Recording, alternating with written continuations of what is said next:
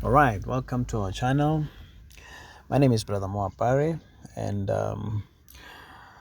first and foremost, we would like to give thanks to Mudimu, our creator, and also greetings to all of you, my Bantu brothers and sisters who are scattered throughout the world. Okay, so today's video is titled "The Bible is Botswana Sotho History." Okay, so we're gonna be using the scriptures. We're gonna give evidence and all that. Okay, all right. So without much further ado, let's dive in. Okay, we see in Exodus chapter 23 verse 16, it's talking about something that Botswana and Basotho do. We see that it is the first fruits. Okay, it says, and in the feast of harvest, the first fruits of thy labors which thou hast sown in the field, and the feast of ingathering which is in the end of the year, when thou hast gathered in thy labors out of the field. Okay, so there is a name for first fruits. Okay, in Setswana and in Sotho. Excuse me. So I'm gonna show you this what the name is. Okay. All right, the name is this, Dikgafela. Okay, first fruit in Setswana and in Sesotho is Dikgafela. Okay, so what happens there? I'm gonna translate some of this if you cannot know or read Setswana. Okay, it says morago ga thobo go dirwa moletlo wa kwa moshate. Okay, so what did I say? I'm saying after the harvest there is a celebration at the capital city. Okay, right. So what is we can also look at what moshate is. Okay, so this is the word moshate. Okay, it's written this way. Okay, what is this moshate? So moshate is or mosata. Okay, same as mosata. Okay, it's the same as some people say mosata, moshata. Okay, what is it? It's a seat of government. Okay, it's a seat of government and also a capital city. Okay, we know that according to the scriptures, this first fruits were taken. Excuse me. So this first fruits were not just you know taken everywhere, but you had to go to government, okay, or to the rulership, to the king, okay, or to the capital city, and where the Lord has placed his name. Okay, so that is what is it is. So here we are saying that after the harvest the celebration is made, and then that this celebration is done at the capital city or at the seat of government. Okay, so the second let me continue. Go lebogelwa thobo ya ngwaga o. Okay, gratitude is given for that harvest, for of the harvest for that particular year.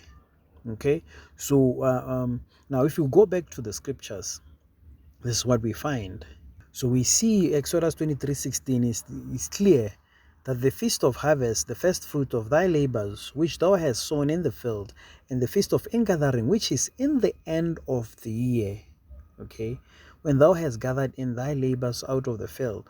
So we see that at the end of the year, Exodus 34:22, verse 22, it talks about at the end of the year. Okay, so this is what was happening. Okay, so this is Dikgafela.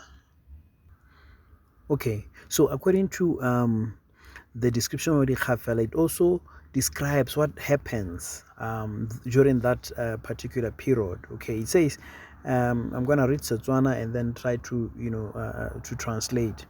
Go apewa majalwa, go tlhajwe dikgomo, go lebogwa badimo ba ba neseditseng morafe pula, ba ba sireletsa dijalo mo masimong. Moletlo o bidiwa Dikgafela. Okay, so in loose translation, it just says that beer is brewed, okay, and then cows are slaughtered, or there's a feast of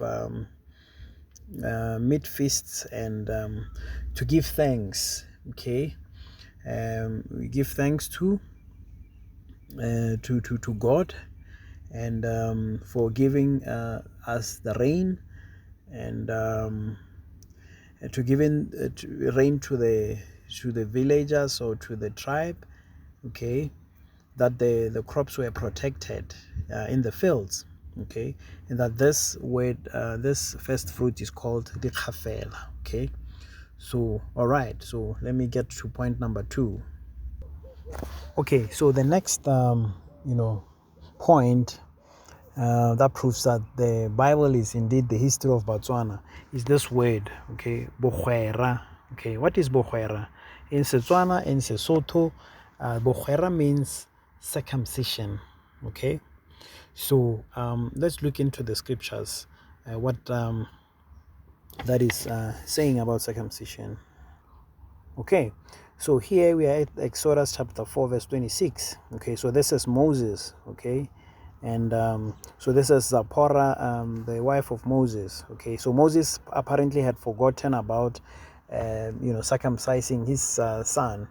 Okay, probably it was the afternoon of the 8th day. Okay, so this is what we are learning here. Okay, verse 24, 25, and 26. It's important to pay much attention of the attitude of the Lord and the attitude of Zipporah, the wife of Moses. But this is what it says, verse 24. And it came to pass by the way in the inn that the Lord met him and sought to kill him. So the Lord was seeking to kill Moses, okay, at that particular time. Verse 25. Then Zipporah took a sharp stone and cut off the foreskin of her son and cast it at his feet, and said, surely a bloody husband art thou to me. So he let him go. Then so who was letting Moses go? It is the Lord. Okay. So he let him go. Then she said, a bloody husband thou art, because of the circumcision. Okay. So you can see how the Lord was particular about this law. Okay. Now, if you look at what Botswana say about this circumcision, okay, this is an expression, okay, of what they say. Okay, so this is the expression molao go tsena wa thupa. Okay, this is a proverb in Setswana that means that the law that persists, you see, meaning the law of God is the one that persists, or the law that is being upholden is the law of circumcision. Okay, but it can also mean literally. Normally, you will have dual meanings in Setswana. Okay, it may mean that some people say you what do you call, you spoil a child, you spare the rod, you spoil the child. Okay, so this is another example of what can be said in Setswana and Sotho. Sometimes you will have the same word that may have dual meaning. Okay, for example, you can say nama, okay, meaning meat. Okay, so when I say mpenama, or in other words, give me meat, okay, we are talking about food. But I can also say sename maoto fo ke batla go feta, or in other words, you could say that do not stretch out your legs, okay, I want to pass through. Okay, so the word nama, okay, is used in different examples. Okay, the same in the previously when we were talking about the official names of God, we said that the official name of the Son also is Lentswe, okay, meaning a rock. Okay, so the rock, that is why some people say that, no wonder other people say the rock of our salvation. But you can also say Lentswe, okay, meaning the word of God. Okay, so so now this is the same word can be used to mean different things. Okay, so but in this case we are talking about circumcision, that molao go tsena wa thupa. It's a Setswana Sesotho expression. Okay, and we indicated clearly that this word circumcision is bogwera. Okay, and we have given examples in the scriptures. Okay, so let's go on to another example. All right. Okay, so here we are at Genesis chapter 38. Okay, this is the third example. We're gonna read what is happening here. Okay, I'm gonna read verse 7, 8, and 9. Okay, and 10. Okay, so it says verse 8, and there's a Genesis 38 verse 8. And Judah said unto Onan, go in unto thy, or let's just take it from verse 7. And Judah's firstborn was wicked in the sight of the Lord. Okay, and the Lord slew him. Okay, so this is what we are learning. And Judah said unto Onan, okay, well, this is the younger brother, or this is the brother of okay. And Judah said unto Onan, go in unto thy brother's wife. Okay, so this is what we are learning, right? Go in unto thy brother's wife and marry her and raise up seed to thy brother. Okay, so this is their father Judah telling the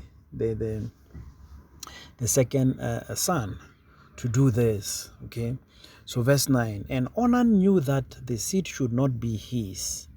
And it came to pass, when he went in unto his brother's wife, that he spilled it on the ground, lest that he should give seed to his brother. Okay, so you can see that even Onan knew, or these people were aware of the resurrection. Okay, he knew that, oh, okay, if I'm gonna raise up this children onto my brother who has passed on, they're not gonna be mine. Okay, in the resurrection maybe. Okay, so he was what? That he spilled the semen. Okay, so again, this is what we are learning. And the thing which he did displeased the Lord, wherefore he slew him also. Okay, so now these are two of Judah's children who were slain by the Lord. But you see, there is in Tswana and in Sotho, there is a name for this practice. Okay, so which practice are we talking about?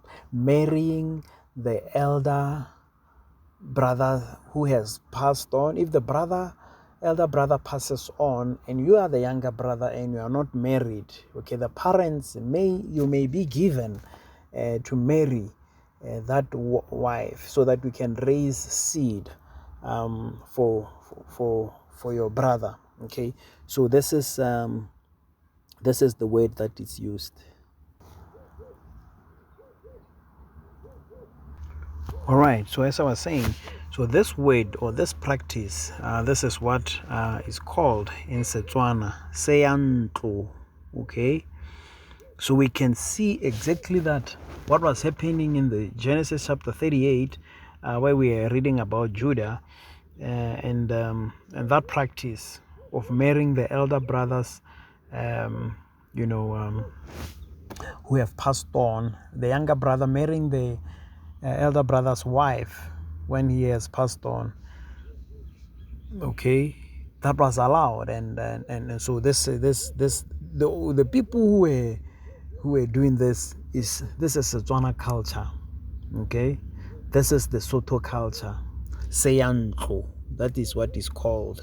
Okay, so all right, so we can learn more also, but I didn't want to discuss further, but we can talk about. I'll talk about also other points of when we get to the point of weddings or marriages. Maybe I will pass by, unless if maybe you have some comments or questions. But we also should understand. All right, so excuse me. Yeah, so that is the practice. It's called seyanto. Okay, that is that practice. Okay, let's get to the fourth point. Okay, so now the fourth point is on women purification. Okay, so now if you look at Luke chapter 2, we're learning something, verses 21 and 22. Okay, but pay much attention to verse 22. Okay, it reads thus: and when 8 days were accomplished for the circumcision of the child, we just spoke about circumcision. Okay, his name was called And we know that if you look at the official names of God in that video, okay, I will leave the a link in the description below. We're discussing the names of the Creator. Okay, that His name is Man. Okay, that is why the Son was called Son of Man. Okay, that is why man is also the name Moto. Okay, or Son of Man being Moramoto. Okay, and we discussed about how my people who are called by my name, that is why we are saying we are under the category of being Bantu people. Okay, it's Bato. Okay, and so we also, but in that video we discussing that the name of the son also is Lentswe kana Lentswe la Modimo. Okay, so those are the names that are official. Okay, we also highlighted also that his name also shall be Molemo. Okay, meaning roots, or meaning wonderful. Okay, or meaning goodness, or meaning medicine. Okay, so but anyway, the point that I'm making here is that verse 22, and when the days of her purification according to the law of Moses were accomplished, they brought him to Jerusalem to present him to the Lord. Okay, what was happening? There was a separation. Okay, so when you are a woman and you are with child, okay, when you bear that child, there is a period where you are regarded as being unclean, or where you have to spend certain times or days where you are separated from that. That is why it's one of the taboos, according to Tswana, where you have cold feet. Okay, this is an example that I'm gonna give to you. Okay, so I've already mentioned the taboos that were associated with childbearing. Okay, so these are some of the Setswana taboos. So it's similar to the what we are speaking about, the separation that was spoken of in the scriptures, where we're reading previously on Luke, how Mary had to wait up until the time of her purification was there. Okay, there was an expression that should there not be a separation, okay, especially on the side of the husband or the father. Okay, there was an expression that cold feet. Okay, but now dibolelo, you see this expression. Okay, so a taboo that it may affect the spirit. It's a spiritual thing. Okay, so we can see also how it was one of the commandments or that was given. So it's a taboo. Okay, we call it it's a taboo. All right. So this is what we are learning regarding the days of her purification. There was a certain period of time when there has to be a waiting period. She was not to just mingle with everybody or be publicly in the society. Okay, all right, let's continue. All right, so the fifth point, and maybe we are going to just pause here and we will make a part 2 of this, because the fifth point we're learning about the widow's garment. Okay, and Genesis 38:19, and she rose and went away and laid by her veil from her and put on the garment of her widowhood. Okay, so we see this in Genesis 38:19, Acts 9:39, Acts chapter 9 verse 39, Judith 10:3, talking about the widow's garment. Okay, Judith 16:8, where she put off the garment of her widowhood. Okay, so this is our culture. Okay, my brothers and sisters. Okay, the Bible is the history of the Botswana, Basotho, Bantu people. Okay, all right. Okay, all right. So I'm using the book, The Cultures of Botswana, okay, or the Cultures of Setswana. Okay, so in this book on page 129, we are learning about this is called Boswagadi. Okay, so let me just read for you and then I will translate. Okay, fa mosadi a sena go tlhokafalelwa ke monna o apeswa diaparo tse dintsho. Okay, all right. So after a woman or after a wife have lost her husband or after her husband has passed on, okay, she wears the garments, the black garments, okay. Me a fetse ngwaga a ntse a di apere, okay. She wears this for the full year, okay, while wearing that, okay. So this is our culture, okay. So that is why even in the scriptures I've shared the scriptures that shows that the widow's garment. All right, so I hope that you can see, my brothers and sisters, what I'm talking about. Okay, so this is just part one. There are so many points that we're going to discuss in in the next videos.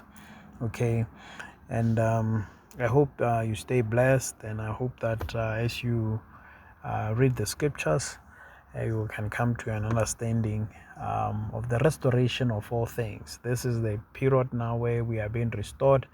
I believe that next year, fully our nation will be now in rulership, and the Lord's, we will now become the head or be in the process of becoming the head and no longer the tail. Okay, so the age of Esau, as is mentioned, Esau is the end of the world and Jacob is the new world that is coming up. Okay, so helele to our King of Kings, and we are excited to be living in this day and age. All right. Okay, so thank you so much. Enjoy the rest of the evening. Cheers.